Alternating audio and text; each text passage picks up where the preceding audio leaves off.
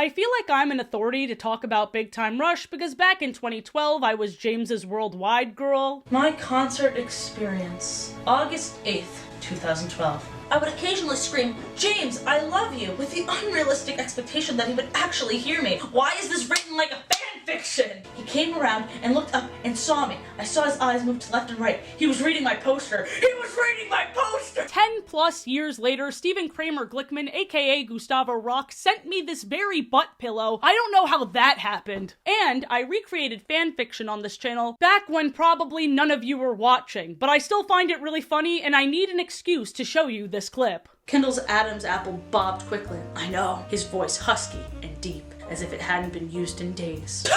What? Maybe he didn't get it? No, Kendall, I mean I am in love with you. He almost whispered. Then Kendall smiled, that genuine, heartwarming smile that had been haunting Logan's dreams for the full 4 years they had known each other. Needless to say, I was a rusher. That's what we called ourselves, okay? I was thinking about them every night. All the time couldn't get them off my mind. That is indeed a lyric from Never Too Young to Fall in Love by James Maslow and Maddie B. Raps. A child. Very weird in hindsight. You're videotaping the show.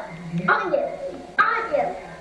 Butt lovers, welcome back to Camper Cringe, Lore's angstier cousin. In my Lore series, I overanalyze shows I watched as a kid, and in Camper Cringe, I rewatch shows I watched as a teen to figure out if they're camp or cringe or both or neither. Big Time Rush was definitely a hyperfixation of mine from ages 12 to 16. It was my escapism during my parents' first separation. I daydreamed and night dreamed about James Maslow saving the day and stealing me away. That would have been kidnapping. And also, I guess he's too busy saving one of the most powerful militaries from going without a snack so they can keep killing people. Like, fuck, dude. So many of the things I've said about this guy have aged like milk. With shit in it. Goodbye, James Maslow. I barely knew you. Also, to say he fell off is an understatement. A channel with over 500,000 subscribers, getting 700 views in a month, bitch! Anyway, that's not what this video is about. Let's start with the pilot before I fully lose it. But first, A musical. now tell me, what's the best way to listen to Big Time Rush's music? Blasting through the speakers of your iPhone on the toilet alone. I'll see you after class. No, the correct answer is actually with today's video's sponsor, Raycon. You already know I love my Raycon everyday earbuds. 32-hour battery life, quick charging, 10 minutes of charging yields 90 minutes of listening. And plus, they're the only earbuds that actually stay in my ears as I thrash. I'm gonna dance to elevate while I talk to you about all the other awesome features. These earbuds come with active noise cancellation, which is often difficult to find at an accessible price point, but not with Raycon. Raycon is super affordable and starts at just half the price as other premium audio brands. It comes in a wide selection of colors. I got lavenders. It matches my fit. I can see your face. You're literally so jealous. I also got this case for my charging case, customizable as well as being super high quality. As always, thank goodness it's sweat resistant, because I'm sweating a lot. It's also weatherproof, which means you can dance in the rain. Raycon is one of my favorite sponsors, and I'm sure you'll love them too. What are you waiting for? Go to buyraycon.com/AthenaP for up to 20% off site-wide. I'd say this was the perfect sponsor for my Big Time Rush video. Thank you so much to Raycon for sponsoring this video. Now back to the chaos. You're so not Minnesota anymore. The very first episode starts with the boys Carlos, Logan, James, and Kendall being chased by an angry mob of girls. We cut to minutes earlier, where Kendall is giving one of his classic pep talks. He even says big time. Giving it your all, mixed with over-the-top physical comedy, are themes and gags they establish right away. What are they giving their all to right now? Turning the sprinklers on the girls' hockey team. Are you guys gonna help me turn this thing big time or not? It's not just a pervy prank, which is bad enough as it is. No. They live in Minnesota.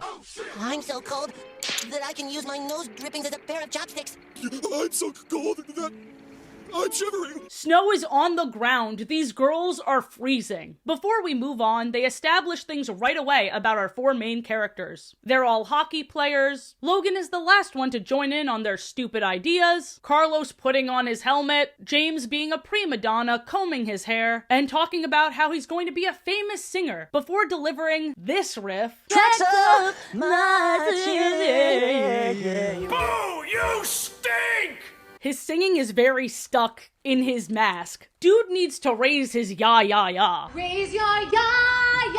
Listen, the nasally singing is an artistic choice. It's very poppy. It's very boy bandy. When I was prepubescent, it worked for me for some reason. Is teenage Athena making me cringe, or is the show? Let's proceed. The girls beat the shit out of the guys. Deserved. But before they're able to, they give Carlos his helmet to James because they understand he needs to protect his face. He's the pretty boy. We cut to a different scene. Producer Gustavo Rock and his assistant Kelly are holding auditions at the Paramount for the next big thing. So you'd expect this show to be on Paramount Plus, but it's not. Gustavo immediately lashes out. He hates everyone from Minnesota. I hate all of them. He litters. He screams at Kelly that he's a star, and he needs a human canvas to paint his fire. What? Don't hold auditions for teens and then say that shit. Paint with his fire. Ew. As much as Kendall, Logan, and Carlos get annoyed at James's egotistical monologues, his friends support his dream so much. The moment they hear Gustavo Rock is in town, and they have 30 minutes to sign up to audition... Do you know you have 30 minutes? Are you kidding me? 30, yes. They do everything in their power to get there, which includes bribing Kendall's neighbor into sitting in the car so Logan can drive them because he has his learner's permit. I love this shenanigans. They carry her to the car, with James shouting hurry, and Carlos shouting, I don't want to break her. Lot of characterization right out of the gate. We get James's selfishness and impatience, and Carlos, despite being rambunctious and a bit of a loose cannon, is actually also very sweet. Back to Gustavo and Kelly at the auditions. Audition scenes always have a Pitch Perfect type montage, but in this one, 90% of the people can't sing. I'm so in love with you. Your singing makes me want to dance. Off of a cliff! Gustavo is pushed to his limit. He becomes evil so quickly. He even has a rocket launcher that Kelly has to wrestle away from him. By the time the boys get there, James successfully signs up for auditions, and Kelly slaps audition numbers on the other 3 because she needs to get a win for Gustavo before he kills someone. James has audition jitters, so he's making his friends go before him. Logan goes in, beatboxes, he gets scarred forever. He leaves the audition room shaking, calling Gustavo Satan. Carlos does not give a shit. He hears this and takes it as a challenge, farting into the microphone and sending Gustavo over the edge. Finally, we get to James, who's the only one that wants this. Kendall gave him one of his iconic speeches, but it still wasn't enough, because Gustavo's stare made him crack under the pressure. Gustavo, who loves to kick people while they're down, says James has no talent. Kendall, who is the most loyal motherfucker on the planet, does not hesitate to stick up for his friend. He doesn't think for a moment about how he's not supposed to be in the audition room. He doesn't think about how big of a celebrity Gustavo is. Kendall just mockingly sings his old songs in his face, kicks trash on him, and then throws in a Kendall Knight original. Oh, you're such a turd. Oh yeah, a giant turd, and you look like a turd, and you smell like a turd. Devastating. Surprisingly, this song is not a one-off thing. The funniest thing about this scene is that even though James is heartbroken, as Kendall is song assaulting Gustavo, James gives a face like, he's really good. They all end up dogpiling, including the cute old lady neighbor. I love a ride or die. And when the police show up to Kendall's house with the whole group, Kendall's mom looks mad, but once they tell their side of the story, after a very tense commercial break, she couldn't care less. Much to the dismay of Kendall's younger sister, Katie, who just wants some entertainment. Luckily, she gets it because Gustavo is at the door. He wants to make Kendall famous because he has the fire. James is still trying to audition audition as this is happening, and when Gustavo shuts him down, everyone just accepts it because James's try-hard ass is making everyone uncomfortable at this point. Dream a new dream, chump. Logan's my favorite now. My god, if 2012 Athena heard what I was saying, she'd cry, throw up, threaten to beat me up, and throw up again. Anyway, Kendall rejects the offer, much to the dismay of everyone. His sister Katie being pissed off makes sense because she wanted an all-expense-paid trip to LA for 3 months, but I was really surprised James was encouraging him. I guess the one thing more painful than seeing someone live your dream is someone being offered your dream and them saying, nah. Once Kendall heard all his friends would take this opportunity, he calls back Gustavo and says he's only in if his friends can come with him. Kendall said, if I'm winning, everybody's winning. If I'm going to the top, I'm taking you all with me. Luckily, James doesn't mind riding his friend's coattail to get what he wants. The show is definitely focused on the group, but Kendall is undeniably the main character because he set everything into motion. A perfect origin story. That alone could have been the first episode, but we're only halfway through Big Time Audition. And the audition already feels like ages ago. Now we get to see the boys and Kendall's mom and sister move to LA. On their way to the new home, we hear the song Famous. Do you want to ride in a big limousine? Tell me, do you want to? You wanna be famous, famous. You wanna be the one who's living the life. A-tier song, a classic. We arrive at the Palmwoods, an apartment complex for upcoming stars. We meet Camille, the very method actor. She slaps Kendall for the first time while practicing her lines. Fascinating to see because that's not her usual target. You'll see. We also meet the Jennifers. Classic popular girl group of 3 who share the same name that are unattainable love interests. The boys keep trying to start a conversation with them, but they splat them with their smoothies Glee style because they have no clout. You can only talk to the Jennifers if you're famous. I forgot that we also met Griffin this episode. Holy shit. Griffin bought rock records back in the day when Gustavo's career took a dip. So this eccentric multi-millionaire is Gustavo's boss. And meeting this guy is so jarring because the way Gustavo acts, you'd think he'd always be the one calling the shots. He has somebody above him who he's afraid of. He also has something to lose. I'm trying to capture the vibe of Griffin. Think like Mr. Fishodor from Bob's Burgers. This guy is really goofy, which makes him all the more menacing. The first thing he does when he enters Gustavo's office is make his henchmen turn around Gustavo's desk, so now it's his desk. He also takes off his pants to put on warm pants. All this silliness while delivering the anxiety-inducing news that Gustavo's new band has 3 days to perform in front of the board of investors. Gustavo thought he had 3 months, so 3 days is like a lot less time. They have a styling team, a marketing team, and most iconically, a very impatient choreographer that's obsessed with the letter X. Extreme, exceptional, exciting. He just always does that. Because the boys were still goofing off, they got fired, with Gustavo even singing a song about how they blew it. I forgot how good that song was. What the hell? After James lashes out at them for destroying his dream, which is rich because he wouldn't have had a shot at his dream to begin with if Kendall didn't make Gustavo. But anyway, there's a big fight that lasts 3 seconds and they make up with the giant turd song. Carlos, the one who allegedly can't sing, is harmonizing perfectly, and of course James has an obnoxious riff at the end. Shut the hell up, bitch. And everyone cheers. I will say, the song Big Time Rush, the theme song, still gives me goosebumps. Oh, come on, shake it up, what you gotta lose. Come on, make your luck with the life you choose. If you want it all, lay it on the line. It's the only life we got, so we gotta live it big time. Easy S tier. Never has a song been more identifiable in the first half second. It's Big Time Rush. When James was in the studio headbanging and Logan was reaching for those high notes and flipping, I felt like a flipping teen again. Fucking amazing. No wonder Griffin became their biggest stan. Gustavo even rises from his chair like this.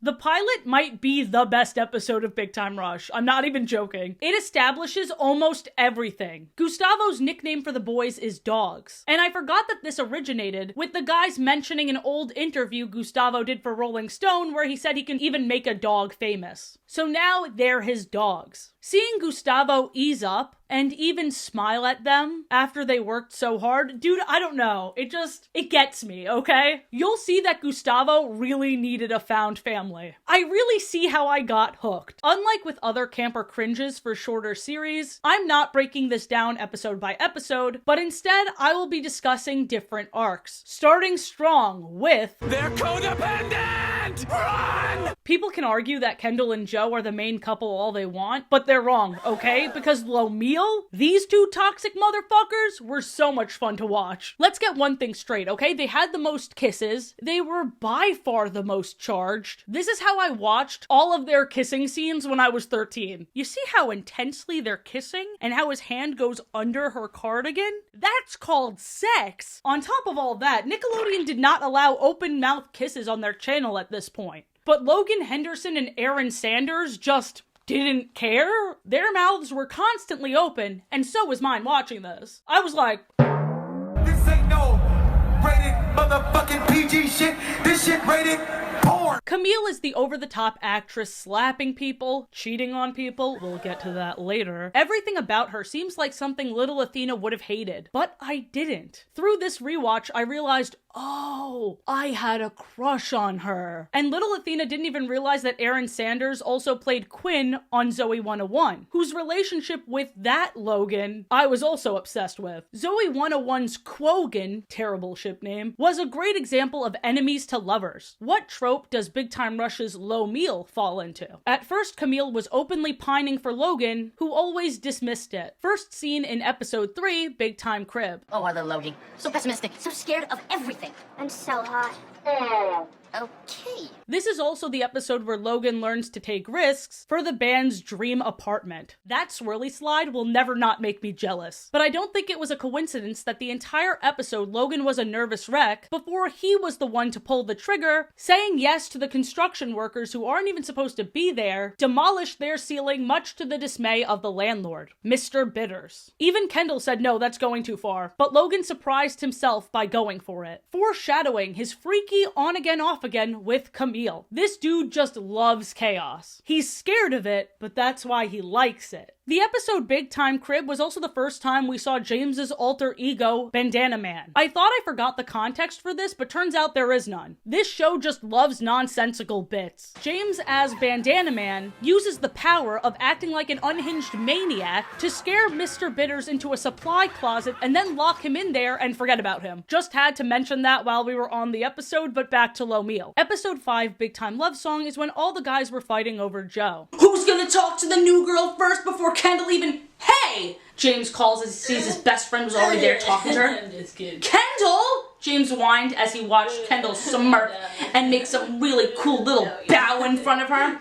Great, when did he start doing that? The first time they see her leads to all of them shouting, "She will be mine! She will be mine!" calling dibs like she's the last slice of pizza in the box. A great thing for all the young girls watching at home to see. I'll talk about the ending of this episode later when we focus on Joe and Kendall's relationship, but the moment Logan tries to flirt with Joe, Camille swoops in, dramatically kissing him and monologuing about how they're in love and threatens Joe in the process, who's like, "Bro, chill, I didn't even do anything." By the end of the episode, Camille reminds Joe that Logan is hers, so she called dibs on him too. Possessiveness with no prior communication and a total lack of boundaries. Oh no! Logan does say she's a good kisser though. Was Camille a good kisser? I was pleasantly surprised. So I guess she successfully marked her territory. Woof. Logan was then used by Griffin's daughter Mercedes in the episode Big Time Demos. Mercedes took turns dating each of the guys except for James because, in her words, she doesn't like dating people prettier than her, and the guys accept because they really want their demo to be chosen. Little did they know that Griffin does not consult his daughter about these decisions. He actually has a chimp decide. Huh? You need to know how weird this show gets, okay? It's bananas. Even though their demo gets chosen at the end, because of course it was, there's 3.5 seasons left, Mercedes still declares Logan her boyfriend. And this continued into the next episode, season 1, episode 10, Big Time Party. The moment Camille gets to the party, she dips Logan, and her usual intense flirting really scares him at first. But when Joe encourages him to go with it and maybe he'll like it, he imagines him and Camille starring in a James Bond type movie. This is when Logan's love of roleplay started. Oh yeah. This is ongoing. The moment he starts to flirt back with Camille, Mercedes arrives at the party, complicating things. After James and Carlos say Logan is living the dream by having 2 girls into him, he daydreams again, and this time Mercedes is one of the spies. Logan is really into roleplay, and into spies specifically. Yes, it lasts longer than this episode. He also really likes shushing people, smushing his finger on their lip. I would get so pissed if somebody asked me about myself and then did that, which is what he did. He started a conversation only to go shush, shush, shush, shush, shush. No one asked. The party moves to the pool. Logan continues to jump between the 2 of them, putting his hand on Mercedes' chin and kissing Camille's hand. In the industry, we call this a slut! Camille and Mercedes catch him in his 2-timing ways and throw him into the pool. Mercedes is done with him entirely, while Camille says she's not going to talk to him for a whole week. Wow. But she didn't say she wouldn't dance, so the 2 dance together. And I'm sorry, but Logan's "you're really cool, you know that," followed by her shushing him in the same way he did to her. Whew, I'm eating this up. This feels like a Webtoons rom-com. Their banter, unmatched. Their freak, matched. And they only get every time I say that, I have to do that because YouTube hates that word, even though it's so fun to say. In Season 1, Episode 14, Big Time Dance, Logan is psyching himself out while trying to ask Camille on a date to the school dance. Because even though they both obviously like each other, he's never asked someone out and she's never been asked. When she tells Logan she wants a little more flair, he delivers, coming in riding on his friends dressed as a horse. But even though this is probably one of the most wholesome moments they've shared together, I still cringe. Because after Camille says, "Believe it or not, I've never been asked out before," Logan says, "Oh, I believe it." I have to force myself to think that that meant, oh, because she's chatty, because she's the one doing the asking out. Instead of, yeah, I can believe no one liked you before me. Also, the song Stuck plays in this episode. You already know, S tier. A rare case of the verses being better than the chorus. Because the chorus goes, "Keep getting stuck, but I'm never giving up, which is fine. But then the verses go, "There are so many things that I never ever get to say, 'cause I'm always tongue-tied with my words getting in the way." Yeah. In the beginning of the episode Big Time Fever, Camille does her usual slap, kiss, slap thing with Logan, which doesn't comedically hit for me. I know that only happened after she explained Hollywood Fever and Logan said, "Oh, well that explains all your weird behavior." I don't know if she was just trying to yes and him by immediately doing that after, but regardless, she keeps slapping this dude and it keeps looking really painful for him. In Big Time Video, we see Camille sobbing, saying that her dad is making her move back to Connecticut because she hasn't booked in 6 months. First of all, it makes a lot of sense that she's an East Coast girly. No, I will not elaborate. And second of all, Logan is the one to come up with the solution that she can be in their music video. This, of course, works, and she tackle hugs him for saving her Hollywood dream. In the Season 2 premiere Welcome Back Big Time, Camille tackle hugs him again because he's back from tour. That's it for that episode because Logan is too busy making up all of the school assignments they missed while on tour. Yes, they go to school. Yes, their teacher is Tara Strong. Usually it's not important. The next episode where this ship is important is in Big Time Girlfriends, the cheating episode. Strap in. The plot of this episode was stinky doo-doo all around. Drama just for the sake of drama. No payoff. No explanation that makes sense even in this kooky world. Kendall and Joe had a cute storyline in this, but I don't really care. James helps Camille with an audition because Logan is too busy doing nerd shit. While James and Camille practice, there's a kiss scene. They kiss like it's acceptable when they easily could have just skipped that scene. We call that marking it in the theater. But the real cheating was the second kiss, the one that wasn't in the script. It seemed at least a little passionate, but it ended with them screaming because they genuinely didn't know why they did that. It was at this moment that he knew he fucked up. What's extra weird is in the episode Big Time Dance, James helped Logan ask Camille out and even praised his choice because Camille is not his type. Was that a lie? I don't see why this happened. They just say they were caught up in the scene and accidentally kissed. We're running lines for the murder scene, right? Okay, then let's begin. Well, what are you gonna do about— Is that a real gun? Oh my god, I'm so sorry. That's just what my character would have done. That's just what my character would have done. You can't blame me. We haven't even gotten to the worst part yet. What? So this was the commercial, and as you can see, Logan shouts, "You and James kissed?" before looking like he was gonna deck him. Now keep in mind, when this first came out, I was a James girly, but seeing Logan about to punch him did things to me that I can't explain. You better get the best for me. Hey, you gotta think about it. I want the advice. So needless to say, I was really looking forward to the violence. So imagine my disappointment when Logan didn't punch him. No amount of Katie gaslighting me won't convince me that this isn't the most egregious form of clickbaity, fake advertising I've ever seen. Let's talk. Boo! What a ripoff. No, this is better. See the rejected mail storms off. Bro, shut up. So the two buds make up immediately after their spitball fight. Logan breaks up with Camille amicably, and then they make out. In the music video, they're all over each other, but still just friends, leading me to believe that Logan didn't have a big reaction because this is what he wanted all along. Friends with benefits, or just something non-committal. They repeatedly say his biggest flaw is indecisiveness. This application asks what my biggest weakness is. You can be indecisive. Right, I'll put that. Wait, no, should I? I mean, yes. So Camille's unexplainable fuck-up was actually a positive for him, because it gives him an excuse to be wishy-washy where he's not the bad guy. This isn't to excuse Camille, but to explain his reaction that never made sense to me. You and James kissed? And I wasn't there to watch? Hey, it's editing, Athena. I forgot I made this very fanficky video about this weird plot in an old TikTok. Here it is. Whose fault is it that the band broke up, huh? Does everyone need a reminder? It's because this piece of shit slept with my wife. Again. I guess that stage kiss really did mean something, huh? Dude, it was a mistake. It didn't mean nothing, man. It didn't mean nothing. Double negative, dipshit. So it meant something then, huh? You admit it. You know I'm not good with words. Oh, James. You may not be good with words, but you know what you're good at? I don't know, man. What? Sleeping with my wife, you absolute bitch. Come on, dude, you gotta let that go. No. I will not let it go. You know why? Because it hurt, man. Okay, why'd you do it?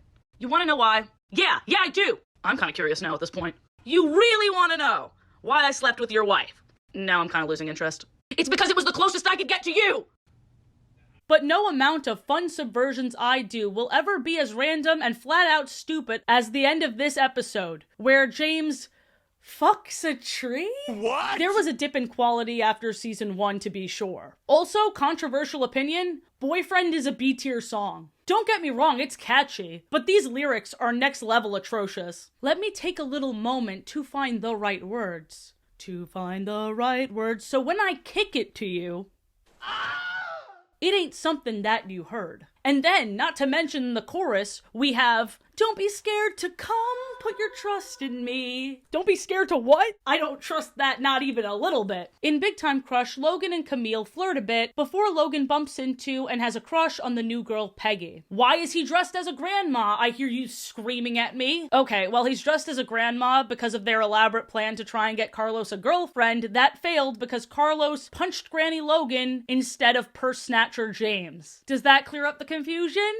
No? Well, get into it, because this is just the nature of this live-action cartoon, okay? Logan was gonna clear up any confusion with Camille and officially end their fling, but he wimps out under the guise of, "I just don't want to hurt her feelings." But we all know Logan is a flippy-floppy fuck who just wants to keep his options open. This is confirmed by the end of the episode, because even though Logan and Peggy eye-fucked in front of Camille, and Logan decided to take Peggy out on a date, and Logan broke it off with Camille as Granny again, when he saw Camille at the movies in the blue dress he loves, he ends things with Peggy, who's way too cool about it, and finally we see Camille and Steve, her date for the movie tonight. But Logan and her still exchange loving looks because they're annoying as fuck. So here's what's wild about Camille and Steve. It seems like they're in a full-blown relationship because they're each other's prom dates, and they're acting so couple-y to the point where people are rooting for them for prom king and queen. But here's the weird part. There's an episode between when Camille and Steve got together and the prom, and it's big time reality, when Camille and Logan kiss over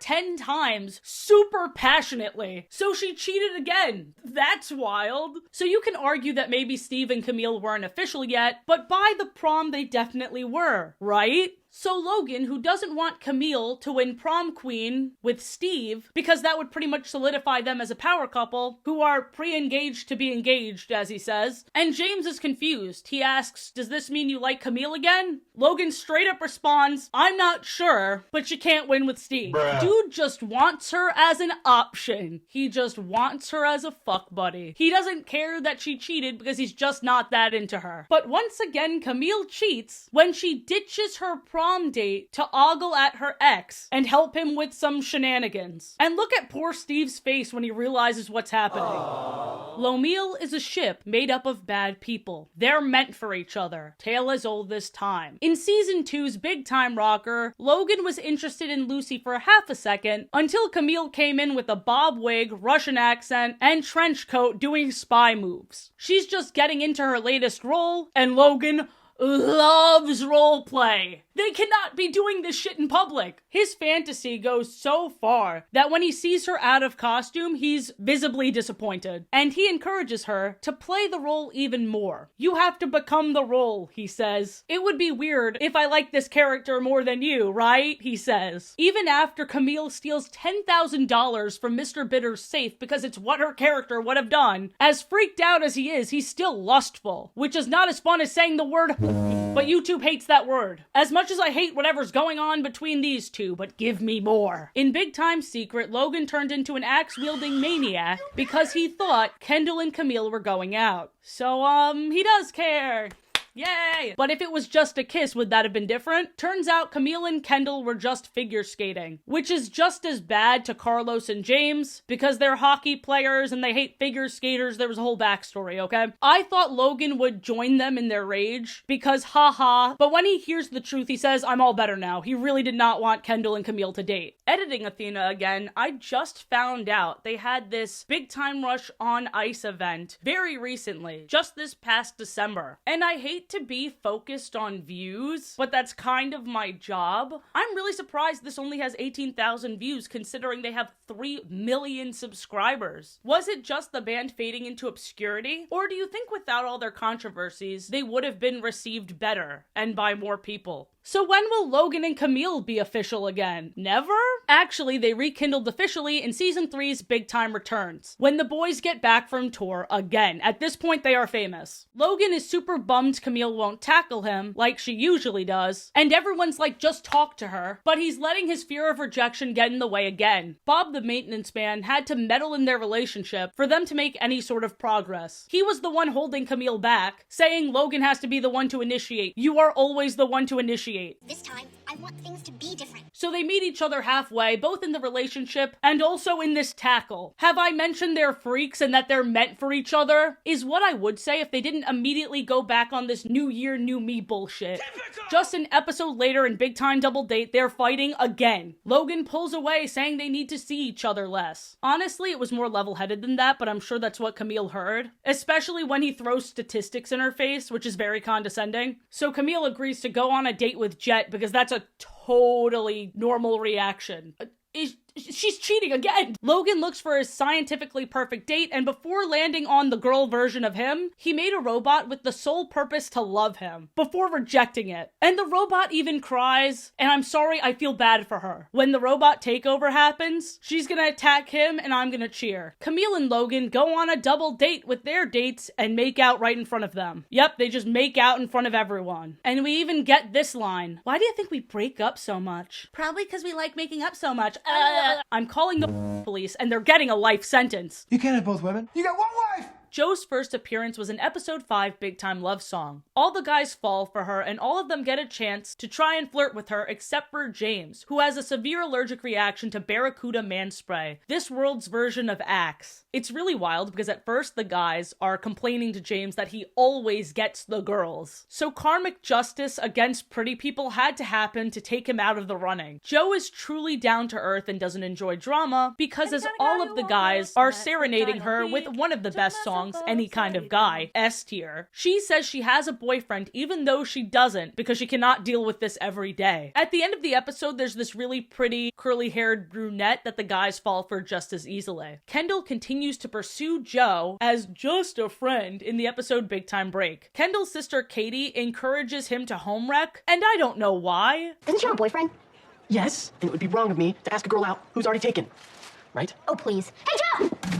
I think it's because their mom is a pushover, and she needs to say no more. Instill those morals, queen. Also, Joe says she's a singer in this episode, when she's not. In the rest of the series, she's an actress. It just goes to show how much her character was an afterthought, aside from her being the love interest. It is cool that she knows martial arts, though. It's a good special skill on an acting resume. Maybe she'll book some action movies. I'm trying to care about her because it's clear this show doesn't. Katie overhears Joe's phone call to her mom, where Joe admits she doesn't have a boyfriend. And she also calls Kendall cute. But she hammers the point home. Career first, boys later. Kendall is determined to catch Joe in this lie. And Joe digs herself in a deeper hole by saying, yeah, my boyfriend's actually coming tonight. Girl, why would you? Her half-baked plan falls apart immediately. Kendall and Joe have a fight about not wanting a boyfriend and lying, but then they plan to see a movie together. They're constantly making jokes in this show about how stupid teens are, and they're really trying to prove their point by writing them as stupid as possible. They have a bad date in the episode Big Time Party. She doesn't like hockey, so Kendall questions everything. Then they're fine. You see how compared to Logan and Camille's shit show, this is boring? Don't get me wrong, we really do have drama with this couple as well. It just kicks in later. The way he was spiraling about this she doesn't like hockey thing, I thought it would be a bigger plot point. It just drops. This show has continuity only when it wants to. In Big Time Dance, Kendall is too busy getting his mom a date with Fabio, and he keeps sending Joe on errands for the dance and doesn't even ask her, which hurts her feelings, until Kendall explained, oh sorry, I just figured we knew we were going together because we're together. And this made their relationship officially official. Joe was so hype hearing that this was a serious relationship, meaning the communication was necessary. They were not on the same page, now they are, and they're happy. And it's cute. But what happened to Mr. Knight, Kendall's dad? They never mention it, but Mrs. Knight's actor confirmed one idea going around. Mr. Knight was a hockey player who had an affair and disappeared. Which is wild, because the only father figure we actually see in the show is Carlos's dad. And you'll see. Back to Joe and Kendall. Kendall's first kiss was in the season 1 finale Big Time concert, when the band broke up and had to go back to Minnesota. So the two lovebirds thought they'd never see each other again. He says the iconic line, "I never thought our first kiss would be our last." And the crowd of 13-year-olds cheered, woohoo! Kendall will be mine now! No, that's a crime. The conflict of the season 1 finale we'll talk about in the Gustavo section, but all you need to know is that it's solved, of course, and they're back, baby! In the season 2 premiere Welcome Back Big Time, Kendall is back from tour and he sees what he thinks is a handsome guy flirting with Joe, and Joe flirting back. He finds out they're actually co-stars rehearsing lines. Kendall is still suspicious of Jet, who has dated all of his co-stars, and Jet pretty much said to him, "I'm better looking than you, I can't wait to kiss your girlfriend." After Kendall sees them kissing in the TV show, his little sister Katie really acts as the devil on his shoulder, convincing him that Joe is cheating in real life. So Kendall gives in and checks her phone, and accuses her once he sees a text that looks a bit sketchy. Joe is offended, proves her innocence, saying she didn't accuse Kendall of cheating when he was on tour and millions of girls were screaming his name, and she sort of breaks up with him. I think she's justified. Believe it or not, the lack of trust isn't even the worst part. I don't know how I forgot to mention this, but Joe invited Kendall onto set so he can see how professional it is, and every time right before Joe and Jet got to the kiss, Kendall kept interrupting them. This is her job. Like, he's interrupting her day at work. That's so disrespectful. Kendall continues to apologize, saying, "Come to the concert and then I'll know that you've forgiven me, and if you're not there, I know we're over." But she's there at the concert and she holds up a sign. They performed Till I Forget About You at the concert, which is an S-tier song, but doesn't really fit the mood. I swear I'll do anything that I have to till I forget about you. and he was singing that about Joe, I wouldn't have been flattered. He doesn't have to forget about her. Also, if he planned on this being a see how much I cared about you moment, why wouldn't he sing a lovey-dovey song? Why is he singing a song about trying to forget about her? Because pain? Shut up, you big baby. You've been dating for 5 months, and 3 of those you were on tour. But you know what? Joe is not as innocent of not being jealous as I've made her out to be. In Big Time Sparks, she's just as suspicious of Kendall and Jordan Sparks. And this is before they even kissed, so I don't know, they're even. In Big Time Girlfriends, the cheating episode, as I mentioned, Joe and Kendall are the only ones to get a happy ending. Their careers are taking up all their time, so for a split second they feel like giving up, but Katie, who just 2 episodes ago was stirring shit for no reason, reveling in the fact that her brother was having relationship problems, is now the one to fix it. Seeing Joe for just a little bit is better than not seeing her at all. Even though I would have traded this whole side plot just to see Logan punch the shit out of James, Kendall and Joe's speed date was pretty cute. Good for them. I'm sure they'll never have drama again. In Big Time Crush, Joe and Kendall are about to go on a date, but Carlos is so devastated he doesn't have a date that they decide to help him. It's cute at first until the boys blow it. Joe and Kendall got competitive over their options for Carlos, to the point where Joe accuses Kendall of finding his choice for Carlos hot, which he not only confirms, but he also says, "I don't want to go out with someone hot, I want to go out with you." Kendall is getting stupider and stupider as this show goes on. I'm not even rooting for him anymore. Carlos further complicates things when he couldn't choose a date, asks them both out, and mixes up their names. Joe ditches Kendall to be with the girls. I didn't realize Joe was this based. Obviously, girl solidarity can be among straight girls as well, but this is when I started headcanoning Joe to be bi, because I rather see her with one or both of them, okay? She deserves it. They seem nice. Now for Big Time Breakup. I wonder what's gonna happen this episode. Joe gets the movie role of her dreams. 3 movies based on her favorite book series. The only problem is that it's filming for 3 years in New Zealand. How is that a problem? Because of her boyfriend she's only been with for like a year and a half. She almost turns the role down for him, which is actually insane. But Kendall cares for her so much, he doesn't want her to make that mistake. He acts like a huge jerk to get her to break up with him and have no regrets and not look back, and it worked. But the next day she realized what he did and is appreciative but worried. Kendall says the classic, "Opportunities like this only come once in a lifetime." And Joe replies, "What if you only come once in a lifetime?" Girl, if he's only coming once in a lifetime, your relationship was doomed from the start. You need to leave. Me being disgusting aside, Kendall putting her needs above his own in this moment, huge green flag. Very, very sweet. If you love someone, let them go. I will say though, even though 3 years is a long time, especially to teens, why are they acting like she's dying? I mean, that's simple. They're mourning the relationship. But I don't know, dude. At this point, when it first came out, I was crying. And now I feel nothing, because I'm old. But you know what gets me every time? The song Worldwide. Those airport shots, interspersed with Kendall emo-ly looking at the plane take off. Not Tokyo, just one thing that I gotta do. Tuck you in every night on the phone. Hello, tuck you in, and I can hardly take another good bye. Baby, it won't be long. 'Cause you're the one that I'm waiting on. Tuck you in every night on the phone. Oh, girl, I've been thinking about you worldwide, worldwide. This is what we did on stage. Worldwide, girl, I've been thinking about you worldwide, worldwide, worldwide. Devastating S-tier song. In Big Time Single, Kendall is experiencing extreme heartbreak, and when he tells the others they just wouldn't get it, they go on a quest to get broken up with so they can empathize with Kendall. Carlos and James are devastated, but surprise, surprise, Camille breaking up with Logan didn't affect him because he doesn't actually like Camille. But back to Kendall, because unlike Logan, here's a new love interest for him that doesn't just last a day. Lucy.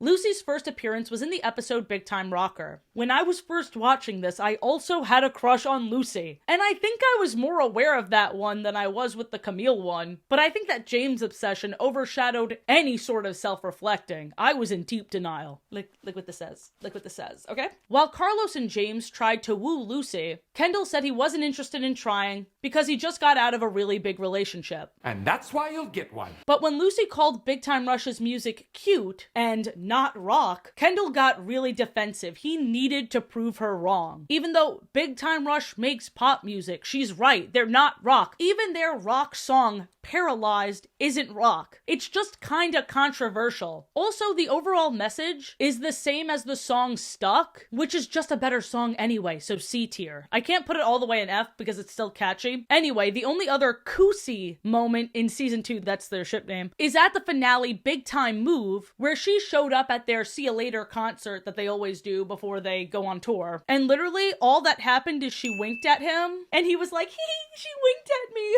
That's it. The season 2 finale was butt cheeks in a bad way, especially after how good season 1's finale is, which you'll hear about later. However, All Over Again is A tier. It's like I'm falling in love all over again for the first time. In season 3, when Kendall gets back from tour, James picks a fight with him because even though Lucy clearly likes Kendall more, James called dibs. Lucy had to fight with both of them and prove to them that calling dibs on a person is beyond dehumanizing. Do you know what the term dibs stands for? Dealer identification book, as in farmers would put a chalk mark on the back of cows that were for sale. Am I cow to you? Good on Lucy for having a backbone. She rejects James, claims she didn't wink at Kendall, before winking at him again behind James's back. Kinda cunty. In this episode, we hear Love Me, Elevate, and Windows Down. All of them are going in S, with Elevate a little higher than the rest. Elevate was my favorite album. No skips, I think. I gotta re-listen to it. Oh my god! Leave me alone. No way. You don't. I'm gonna rip out your mom. Dad, why? In the episode Big Time Double Date, Kendall is helping Lucy with her conservative, uppity parents. She has to wear a wig around them, and they hate rock music. I think they think it's demonic or something. I'm not sure if they used that word, but when her wig fell off and her true self was revealed, they were clutching their pearls. Their immediate reaction was to say they were so disappointed in her. But Kendall defended her, told them they're wrong, and performed the song Cover Girl with her. You know, the song that goes, I don't know why you always get so insecure, I wish you could see what I see when you're looking in the mirror, and why don't you believe me when I say that to me you get more beautiful every day when you're looking at the magazines and thinking that you'll never measure up? You're wrong, because you're my cover girl? I know you're a superstar, yeah you are. Why don't you know that you're so pretty that it hurts? Ow! It's what's underneath your skin, the beauty that shines within. You're the only one that rocks my world, my cover girl. Cover girl's going in S tier solely because of how many times as a teen I looked at myself in the mirror and cried listening to that song. So he sang that to somebody he's just friends with. Sure, dude. It's almost as if they have to speed run this romance. Uh-oh. In Big Time Surprise, Lucy's ex that cheated on her, named Beau, is there trying to win her back, but he's also kissing every girl he sees when Lucy's not around. Kendall recruits Camille to be cheating bait because she's an actress, and she knows a thing or two about cheating. They didn't say that second part, but I mean, unfortunately, or fortunately, he couldn't try to kiss Camille because he met Camille with Lucy. Luckily, James and Jet are spiraling because they don't want another handsome guy at the Palm Woods upstaging them, so Jet and James dress in drag to catch Beau, and they did. Kendall and Lucy share their first kiss in the elevator, and Joe is there.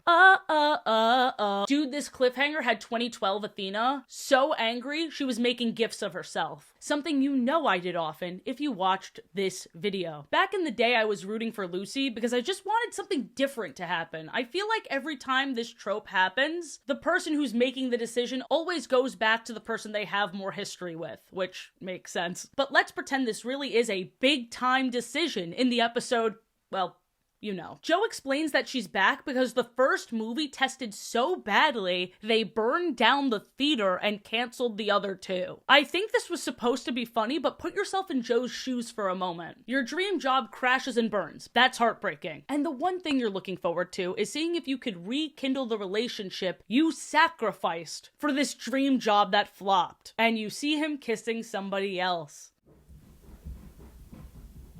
I think that was the sound of Joe throwing herself down the stairs, and I don't even blame her. So anyway, the sequence of Kendall finding out who he's going to choose consists of him seeing a bunch of signs that point to Lucy. And it was underscored with the song No Idea. And you have no idea how much I love this fucking song. It's my all-time favorite Big Time Rush song, period.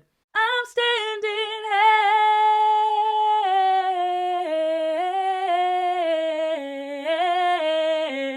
here. That part?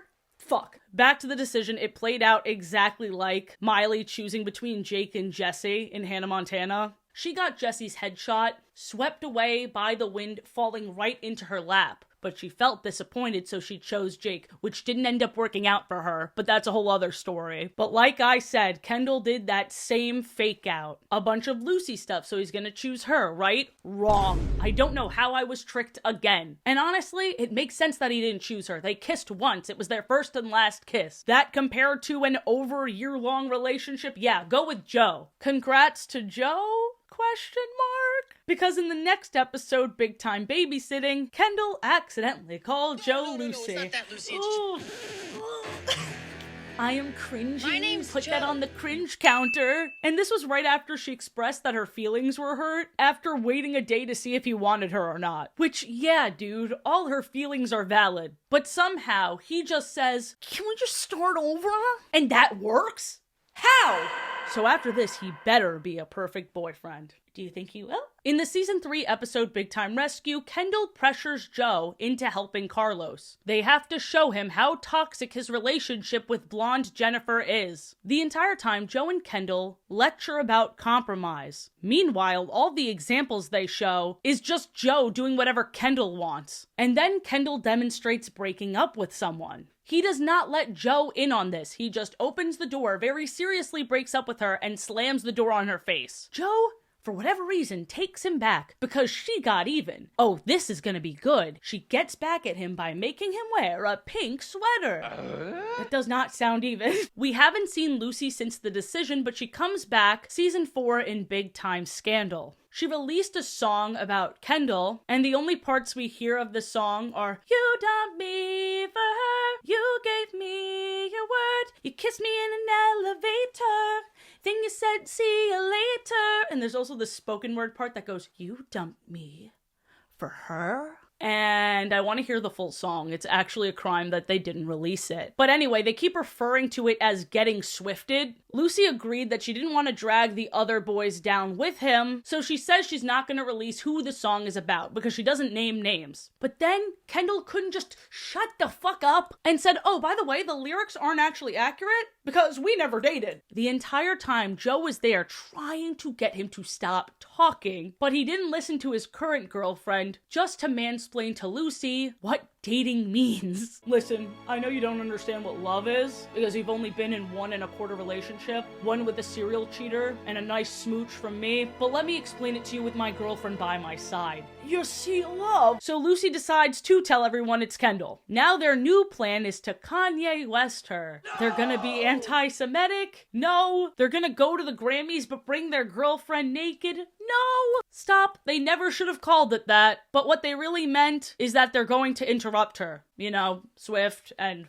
Kanye. It feels like a lifetime ago. It's so weird because this world not only has their own cast of made-up celebrities, but they also name drop real celebrities and have them cameo sometimes. Lucy decides in the end to not expose Kendall, but she does move back to the Palm Woods. In the very next episode, Big Time Lies, she acts very predatory. Like season 1 Camille level, but more. She tries to trap Kendall in an elevator and kiss him again, and he's so uncomfortable to the point where he runs away. And now he doesn't want to bring it up to Joe because he knows it'll make her sad. But his lying is definitely making him look more suspicious. Although the conflict is interesting, the flanderization of Lucy does not go unnoticed. They explain this away at the end of the episode as, oh, well, she didn't really like him. She was just trying to get inspiration for a new song. First of all, doubt it. Second of all, that doesn't make a damn fucking difference, actually. I was so happy that they brought her back because usually with a love triangle, they just throw out the other girl like CJ in regular show. But I'm just glad CJ never did this shit. Cringe. By the end of this episode, Joe and Lucy are even friends. I don't know why. I mean, it would have been cute before this episode, but I certainly wouldn't forgive all that. Kendall and Joe also briefly broke up in Big Time Rides over a stick shift car. I'm not even joking. I'm so sick of talking about that. On to the best character. In season 1, episode 4, Gustavo teams up with the dogs to get rid of Wayne, an industry plant Griffin hired to be the band's bad boy. And Camille recognized Wayne from one of her previous gigs. Dude's real name is Wallace Patrick Dooley, and he's a total poser. Kendall steps up to the plate, destroying shit, publicly urinating, and not kicking Griffin in the balls. so that Wayne could be put in the Wiggles instead. High points of this episode include Kelly being a bad actor, so they had to keep the plan from her, otherwise she'd blow it. We meet Bob the maintenance guy for the first time, who Mrs. Knight mistakes as a serial killer. Lowest points of the episode is James wearing a grill, and all of them trying to be gangster. Yikes. In Season 1, Episode 5, Big Time Love Song, Katie is writing a report on someone she admires and she picked Gustavo, so that she doesn't have to put effort in. Every time he messes up, the pressure is on, because this 10-year-old writes that he's a flop, and his self-esteem is crumbling. Once he realizes Any Kind of Guy isn't a slow ballad, but fast-paced, it ends up being another classic Gustavo rock banger. He lights up hearing Katie's positive report, but downward spirals into an ego trip, saying that she should add that he's amazing. In Season 1, Episode 9, Big Time Demos, Gustavo reveals that if Big Time Rush falls through, he takes over his dad's scooter business. He is crashing out hard this entire episode, but when he was coherent and calm for half a second, he told the boys he was proud of them. In Episode 13, Big Time Terror, we see the depth of Gustavo's immaturity. When his mansion floods, he stays the night at the boys' apartment, and he is just thrilled to play video games and foosball with his teen employees. I wrote in my notes that I don't think this dude has ever been to a sleepover in his entire childhood, and this was immediately confirmed by Kelly. Apparently, Gustavo's mom made him practice piano every day, and he didn't do anything else. He is depraved from being deprived of any fun. Now Gustavo is having so much fun he doesn't want to leave. And instead of purposely making their life miserable like he usually does, he's accidentally doing it by running around like a kid on a strict diet, having a shit ton of candy, experiencing a sugar high for the first time. He also snores and yells really loud in his sleep. And let me just say, Stephen Kramer Glickman, you were a good sport this episode. Because the gags this episode were brutal, including but not limited to almost killing Logan by sitting on him, and jumping into the pool sending everyone flying in the air. Nickelodeon was wrong for that. This is where the side plot of the Palm Woods ghost comes in. The new girl Stephanie is making a low-budget horror movie, so when the guys realized it was her behind the hauntings, they recruited her special effects into scaring Gustavo away, back to his lonely mansion and his all-work, no-play mentality. I honestly feel really bad for him. But on the other hand, Shot in the Dark, inspired by James and Kendall's "Please don't stay another moment, we don't want to hear more words spoken, walk out through the door, oh look, it's open! And you snore in the dark, and it's freaking us out." S tier. In Big Time Dance, Gustavo says yes to the boys having their prom at Rock Records. Can we have a school dance here tonight?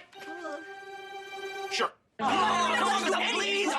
Did you say yes? And even though Gustavo plays it off like it'll be good stage practice for them, so we're supposed to believe Gustavo is just thinking about business again, I don't really think that's the case, and even if it is, it's a win-win for the boys. This progress undoes itself in the next episode, Big Time Fever. Because when James was serving Mo Doodle realness with his mangerine spray tan obsession, Gustavo threatened to fire him. Actually, you know what? That's kind of fair. But it sends the other guys into a full-blown panic, so they hunt down James with water guns before falling victim to Hollywood fever themselves. Now, what is Hollywood fever? I think this is just their way of saying identity crisis manic episode. Hollywood fever is just a fancy term for homesickness. Yeah, or that, sure. All of a sudden, Logan, Carlos, and James's personalities are completely different. But that's just because they needed to play hockey. Kendall was the only one with a strong enough sense of self to resist Hollywood changing him because he never forgot his roots. You know what? I actually really like that. I also like that we see how impatient Gustavo is, because while Kelly and Kendall are trying to come up with solutions, Gustavo just pitches that Kendall should be a solo act again. Gustavo is sick of having to reel in the other three, but when the plan is already in motion, Gustavo has a blast. The episode even ends with him joining in a snowball fight to bring the boys back together. In Season 1, Episode 15, Big Time Video, Gustavo fights the boys on their music video concept left and right, even though this is the only way their friends could stay at the Palm Woods. Remember, this is the episode where Camille needs a gig. Granted, it wasn't just Camille that they promised. They didn't like seeing people cry, so they promised a lot of people they could be in the music video. But Gustavo did not care, so they had to go behind his back, as usual. Stealing Bitter's car, locking Bitters in the trunk, using the car in the music video, and filming the music video themselves. Gustavo loves the video and genuinely admires the boys for sticking to their guts, especially because it paid off, even if it meant bamboozling him. Gustavo respects these boys so much he buys them Bitter's car. Like, he really didn't have to do that. They didn't play this off like it was in character. The Big Time Rush boys were genuinely shocked. Gustavo bought us a car?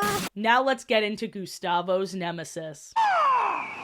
George Hawk, played by the incredibly iconic and talented Phil Lamar, is Gustavo's biggest competition. He is the owner of Hawk Records. His first appearance is in Big Time Sparks, and when he hears that Gustavo had the huge opportunity to work with Jordan Sparks, he tries his best to sabotage it. So Hawk sends him a skunk. We also hear from Gustavo that Hawk also stole his lead singer from Boyquake, hijacked all his best musicians, and gave him an atomic wedgie at the 1992 VMAs. So this beef goes way back. However, Big Time Rush caught the skunk, and Uno reversed it on Hawk. The next time we see Hawk is in the season 1 finale, Big Time Concert, for his biggest scheme yet. First things first, the song This Is Our Someday is F tier. I completely forgot about it, and when I was reminded about it, I forgot it again. 'Cause this is our someday. I'm snoring. Not distinguishable or fun at all. But the rest of this episode is very fun and really shows Gustavo's soft side. When Griffin impulsively shuts down the Big Time Rush concerts, just because of prediction statistics, Gustavo is heartbroken. Griffin sends the boys back to Minnesota, and even though Gustavo had another gig lined up, using Rock Records to record children's audiobooks, his heart wasn't in it. And listen, he'd be making money from this, but he missed the band so much he couldn't even face them to say goodbye, which obviously insulted them. But Gustavo sold all of his things to buy the band back from Griffin, including his mansion. Oh my God. He loves the band and believes in them more than anything. He gives them a heartfelt apology and tells them that he learned about family from them. Holy shit. Now this is where Hawk comes in. Hawk swooped in and grabbed James, convincing James to work with him now. When Gustavo finds this out, he is bugging. We've come a long way since he said he doesn't like James, because now he needs him in the band. No more wishing Kendall was a solo act. And listen to this. Kendall suggests they replace James, not Gustavo. That sounds like something Gustavo would say. Is it opposite day?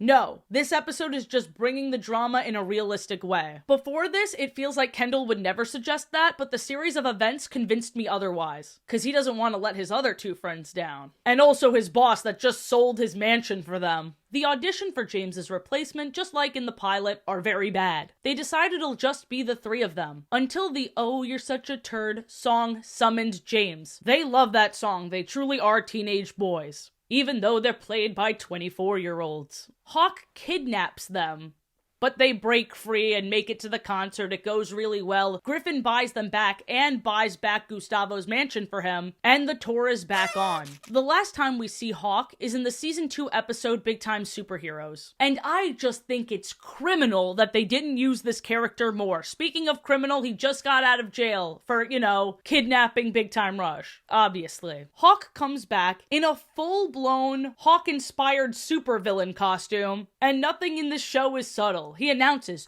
"Oh yeah, I'm crazy now."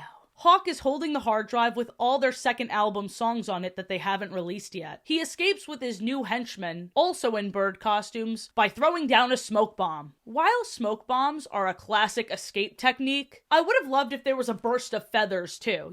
Keep it on theme. I love a theme. Hawk is planning on releasing all of their new songs very soon with his new star. The group panics. They yell. They were briefly in jail for breaking into Hawk Records. Love the police. Police are good. They guard our neighborhood. Police are nice. I think they're cool as ice. Oh, this is bad. Kelly bails them out. They have to resort into turning into the Super-tastic Super Six. My favorite of which is obviously Bullhead, with the power of Bull. Try and keep up. They also got their album back and Hawk was arrested. Hawk says he'll be back, but he never is, and it hurts. Remember how at the end of season 1, Gustavo said that the boys taught him about friendship? One thing you need to know about this show, emotional arcs don't mean shit. Any character can be any kind of guy the plot needs. In season 2's Big Time Girlfriends, Gustavo hires a girl to go out with Carlos and then break up with him so he can perform the Heartbreak song well. Kelly will not stand for this. Usually she just shakes her head in disapproval or tries to reel him in calmly. But this time, she's done. Gustavo's villain shit really throws her over the edge. I love this face.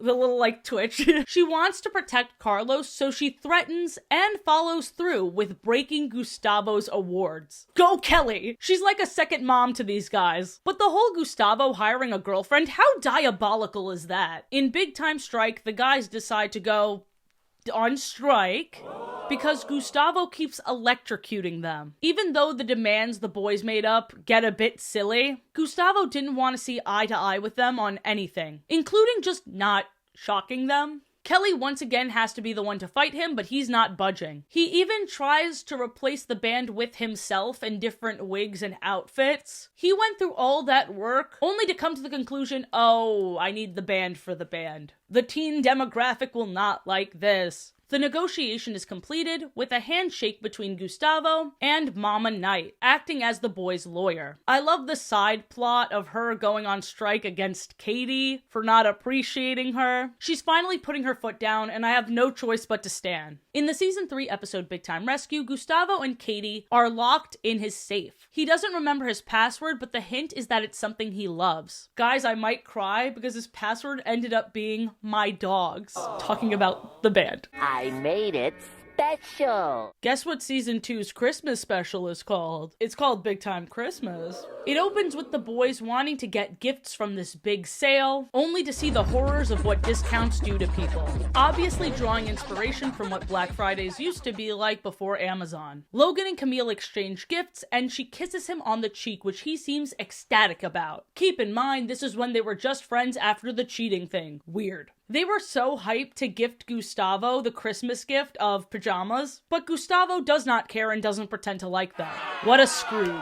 Only 5 hours before their flight, Griffin demands a 3-song Christmas demo. By today. He always gives them these really short deadlines. The show is surprisingly anti-capitalist. One of the songs came naturally after they decorated the studio and gave Gustavo hot chocolate. It's called We Can Make a Beautiful Christmas, and it's very okay. I ate it up as a kid, but now that I'm a Christmas song connoisseur, it's only slightly above mid, B tier. Griffin throws a new obstacle at them. The next 2 songs have to feature celebrity guests. They sneak on to Miranda Cosgrove's Christmas special and kidnap Fabio. This is the second appearance of Fabio in the series. And they sing a really bad rendition of All I Want for Christmas Is You with her. F tier cover. Also, plot-wise, I didn't know they could do covers. I didn't know Griffin would accept that. Maybe I missed something. They get their next celebrity guest with the Christmas miracle of Snoop Dogg running over Gustavo with his limo. They have Snoop Dogg sing a rendition of the 12 Days of Christmas with them. I can never actually fully sit through it. And if you think the fever dream is over, it's not, because even though they already have 3 songs, Griffin wants more. Probably because 2 of the songs are covers. So Gustavo goes back to his roots. This was mentioned as early as the first episode, but I haven't mentioned it until right now. Gustavo's biggest hit was with the Yard Squirrels, this show's version of Alvin and the Chipmunks. So Snoop Dogg is featured in the song Stay in Our PJs All Christmas Long, an animated section where the band is pitched up and they're squirrels. And they're not even hot squirrels. Kid me was devastated. I liked it even less back then. Watching it high as an adult was really fun though. There was a side plot of Katie trying to get Scrooge Mr. Bitters into the Christmas spirit. I would go into detail, but I'm planning on making a future video that focuses on their dynamic. I'm gonna fully explore a trope, you'll see. The episode ends with snowstorms canceling all their flights. So Big Time Rush, Mrs. Knight, Katie, Mr. Bitters, Kelly, and Gustavo in his Christmas PJs the boys bought him all celebrate Christmas together. What a happy ending, right?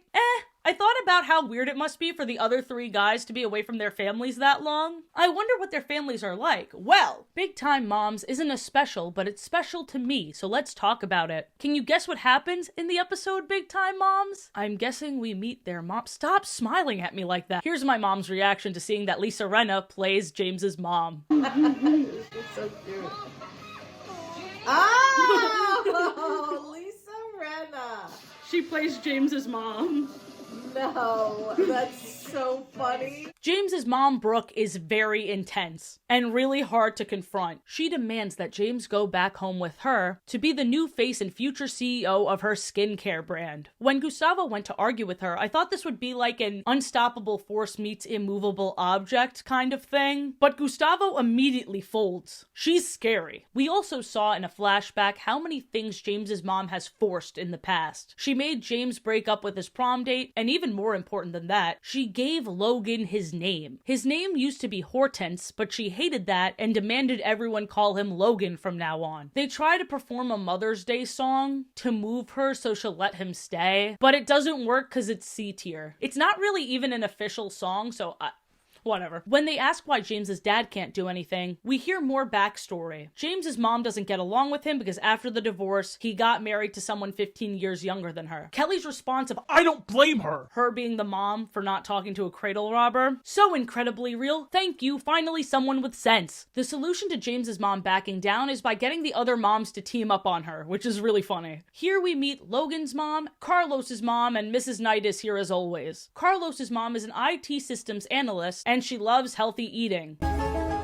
Logan's mom is a real estate agent who likes keeping things neat and tidy. Carlos immediately hugs his mom, but Logan is all embarrassed, which is so like him. They all confront James's mom, but it doesn't go as expected because she starts crying and talking about how much she misses her son. The actual solution to James's mom's worries is by getting the other moms to team up and use their professions for good. Carlos's mom sets up FaceTime, which I guess was something not really readily available at the time. Logan's mom gets Brooke a skincare office in LA, which gives her an excuse to visit her son at least once a month. And Mrs. Knight's stage mom powers intimidated Gustavo into adding more tour dates in the Midwest. That's gotta be in like the top 4 episodes. That was a really good episode. The Big Time Rush movie takes place between seasons 2 and 3, and it was during their world tour on their first stop, London. Perfect place to cover a bunch of Beatles songs. This movie is a bunch of spy shenanigans. First, this dude, Simon Lane, switches bags with Kendall at the airport to prevent these eccentric villain billionaires to get whatever the hell this thing is. This is an anti-gravity device, and it's in the worst hands. Kendall even admits this. The Common Sense Media Review puts into words exactly what I think about the side plot. Their sister is trying to get her mom to marry up for money and status, and the mom goes along with it, which is a horrible message for young girls. Period. Honestly, I don't even mind Katie scheming as much as I mind Mrs. Knight going with it. She needs to put her foot down. No, Ariana, that's not your husband. James keeps calling dibs on the girl spy in hot pink because of course he does. This is where I gave up summarizing because the movie is very action heavy, and every time I try to explain the series of events, it ends up sounding like this. This bad guy throws punch at other bad guy. Pow. This bad guy, separate bad guy, has rocket launcher that blows up on himself. Psh, oh no, oh no. And then girl is like, I don't like flirting, James. My dad's in trouble, but he does anyway, and it's supposed to be endearing for the girls watching. This is me now. Pow, pow. You see, it just doesn't work, and I'm looking for an excuse not to cover this movie because I don't like it.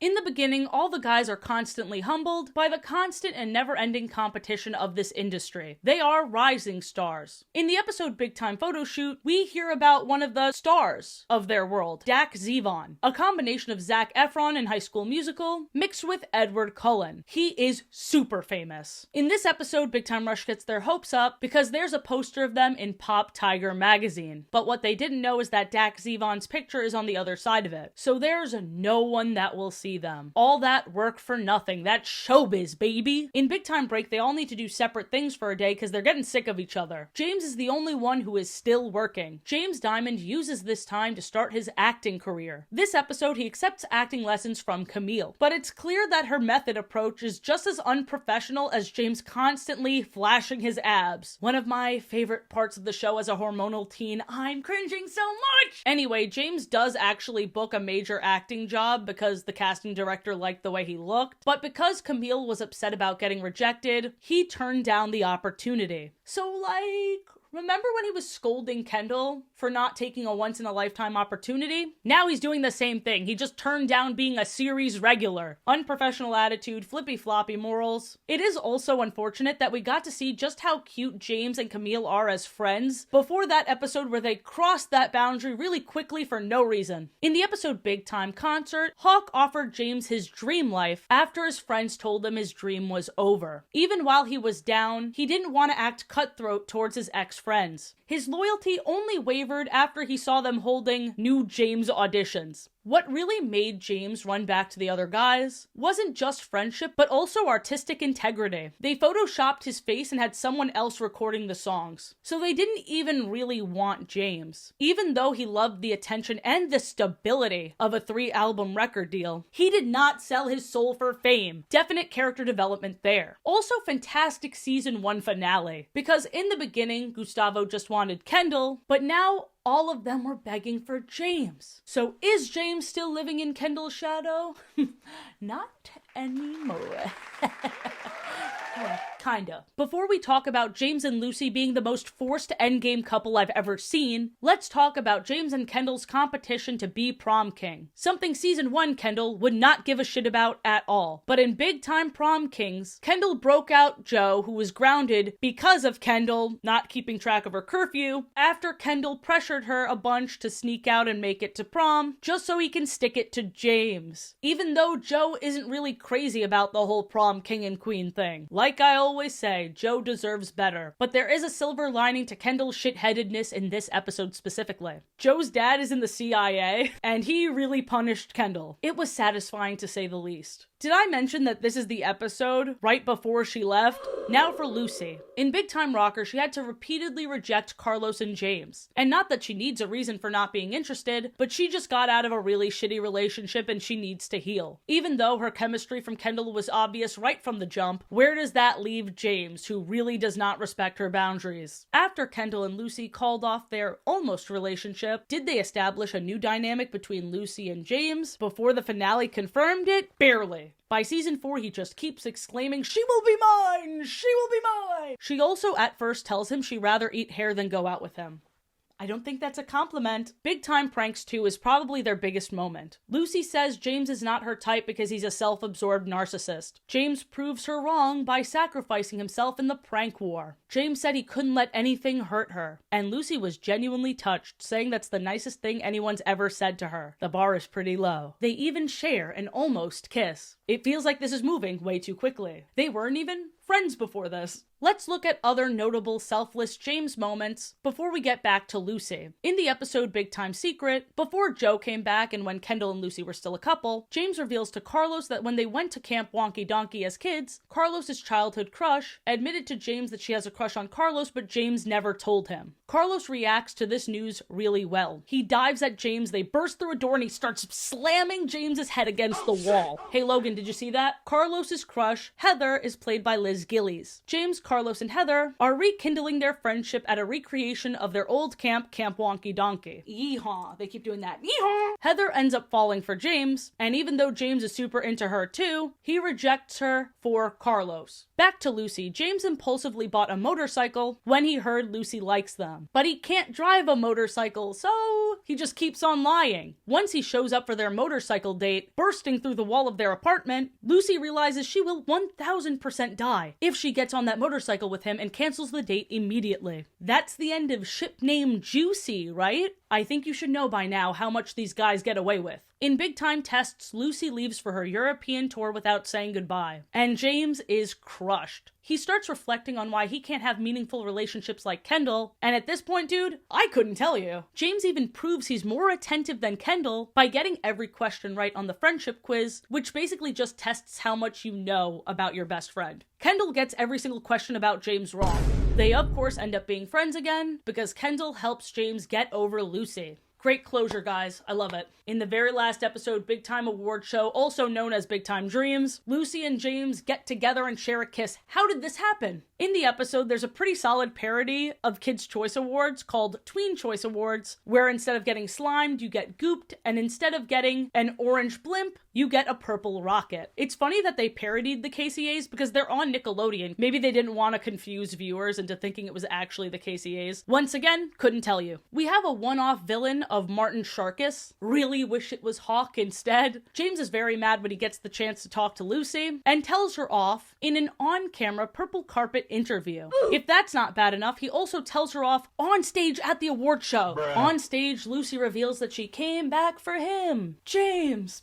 I don't understand why she will. Oh, they're kissing now. They're okay. And it is as far away as possible. Why would they make this big moment as difficult to see as possible? Did they have body doubles do this? I'm really confused. So yeah, a completely underbaked romance with Kendall's kind of ex Lucy and James. This show finished the same way it started, with James riding Kendall's coattail. One way James really shines is with his big brother relationship to Katie. James has, surprisingly, just as many big brother moments as Kendall has. In the episode Big Time Crush, James is giving Katie advice because she has a crush on this boy named Kyle. Sure, James accidentally gets distracted and ditches her to ask out his own crush, but his protectiveness when he hears Katie and Kyle's first date will not be at a comic book store or an arcade, but at a makeout movie. Do those exist? Is that a genre of movie? Well, it is in this world. And not to slut shame, but I don't blame James. Katie is a child. This is a lot for a first date. It's reminding me of how protective Drake and Josh were of Megan when she went out on a date. On the surface, it's sweet. I can only hope they'd have the same energy if Katie/Megan was a little brother, but unfortunately I doubt it. James even did the whole dad with a gun thing, and he destroys his own date to babysit/helicopter parent Katie and Kyle. This is obviously overkill. His heart's in the right place, I guess, but if Mama Knight says it's okay, then it's okay. You're not her dad, James. Plus, the kids didn't even know it was a kissy movie. When they found out, it grossed them out, and they changed the date to be at the arcade. James blew up his date for no reason. Most of the time when James goes out of his way for his friends and family, it blows up in his face. When Kendall goes out of his way for friends and family, most of the time he ends up on top. Here's the difference between James and Kendall. Tact mixed with luck. Kendall started off the series with a lot of tact, and then by the end, when he was losing it, he's just able to lean on everyone's first impression of him being a nice guy. Meanwhile, James, who came out of the gate really strong and really self-absorbed, is constantly having to prove himself. Kendall is the main character who wins. James is the main character who loses. Logan is the smart one who usually thinks with his wiener, and Carlos?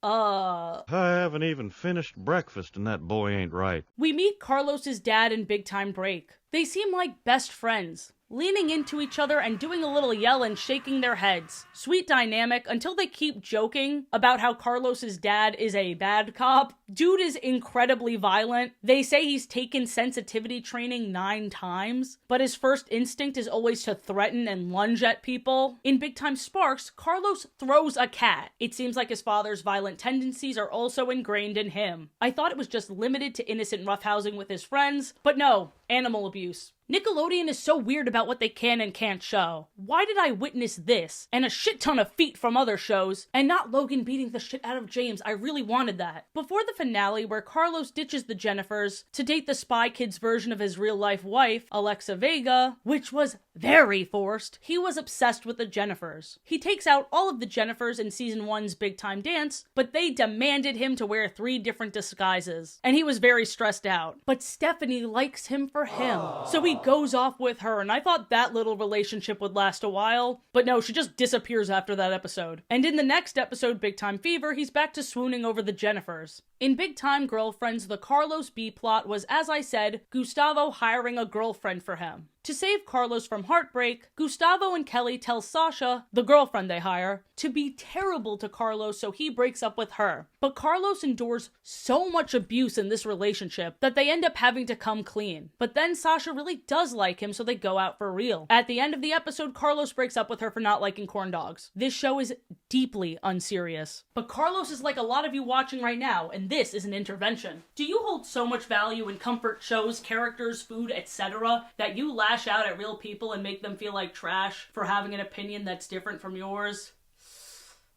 That's what I thought. Stop it. Get some help. In Big Time Prom Kings, the Jennifer with the bangs goes out with Carlos and she feels really liberated being away from the other Jennifers. She feels like her own person. But Carlos doesn't like her being herself. Because she's kooky, like him. Because she burps, like him. Because she eats messy and has a weird sense of fashion, like him. Carlos pushed away his soulmate because he's superficial as hell. As you can tell, this show is a little bit sexist, but in a way, can you even have a show that follows teenage boys without sexism? Oh, now I'm sad. If you thought the other two Jennifers' plot lines went nowhere, this Jennifer, who the wiki calls Jennifer 3 for some reason, we learned the least about. She briefly went out with Carlos during the double date episode, and she was smiling at him and flirting with him at the end of the season 2 finale, but we learned nothing about her. I know the other two are also surface level, but at least with blonde Jennifer, we know she's the leader. At least we know with bangs Jennifer that she's a whole other person way down deep that Carlos suppressed for some reason. But Jennifer 3, there is actually nothing there. It's really sad. Before we get to the verdict, I just wanted to let you know that I'm also planning on ranking Big Time Rush songs and Big Time Rush background characters, and maybe even recreating more fanfiction on my second channel. I have a lot of fun plans for that channel. I just have to find the time. A link will pop up if any of those are out now. If not, subscribe to the second channel and stay tuned if you're interested. But first, I've heard this show is heavily influenced by the Monkees, and I've never seen the Monkees. Until now. Unlike Big Time Rush, the Monkees does not follow a band getting their big break. The Monkees are just scraping by. They weren't going for the bigger is better approach. They were trying to be relatable to the hippies of the 60s. The Monkees ran from 1966 to 1968 with a total of 58 episodes. It follows Davy, Mickey, Mike, and Peter. And according to Google AI, not all of them were white. Yeah, apparently one of them was British. Huh? It's really scary that AI thinks that British means not white. This reminds me of the really fucking weird thing they said about Mrs. Claus. Mrs. Claus is typically depicted as white in popular culture due to the historical evolution of Santa Claus imagery, which often portrays him as a white man, and by extension, his wife, Mrs. Claus, is also depicted as white. Google, interracial marriage is a thing. It's really important to me that you know that white people don't always get married to white people. I can't believe, oh my god, breaking news, AI sucks. Anyway, the TV show was heavily inspired by the Beatles. At the time, what wasn't? What's very upsetting about season 1, trying to make them carbon copies of the Beatles, is that Mickey's natural hair looked like this, and his natural curls suit him much better. I want to take the straightening iron out of the hands of whoever made him straighten his hair, and I want to burn them. The stakes in the first episode are very high. They save this princess from her uncle who's trying to kill her. They distract the princess's uncle by pretending to be throne salesmen, while Davy saves her. There's a chase sequence on the beach. The same beach where Davy and the princess are sharing a moment. Seems a bit risky. But at this point, halfway through the episode, you can really see the cartooniness shine through. Obviously, it's a lot less than Big Time Rush because they're a lot more limited in what they can do with the technology of the time. But we see Peter stealing from the linen closet of the hotel. Then text appears on screen that says, "Everybody does it."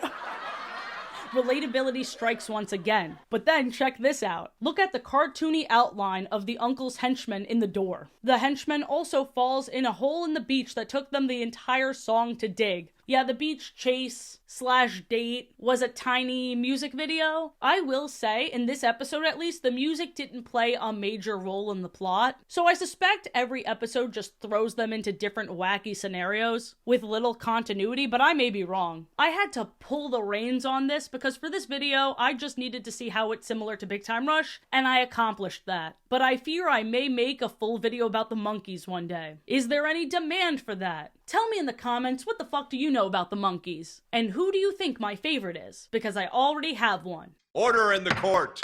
Big Time Rush is, as the title states, unfortunately hilarious. Camp and cringe even now. A few weeks ago, Carlos's wife, Alexa Penavega, posted an Instagram story defending her husband for not being in the Little Uzi Vert song because it went against their squeaky clean image. Their family-friendly image. They are allegedly conservatives. Now, I'm not one to make fun of people's beliefs. Oh wait, yes I am. Haha, stupid. But here's the funniest part. I don't even blame him for not wanting to be on the song. It sucks. It was ass. Next time, just post a story saying, "P.U. stinky. IMDb states there's a new Big Time Rush special in 2025, but I guess we'll just have to wait and see. I hope you enjoyed. Please subscribe if you did. Stay tuned for the Valentine's Day special where I will rank divorced couples. And after that, we have Doc McStuffins lore. Have a great day, butt lovers. Bye!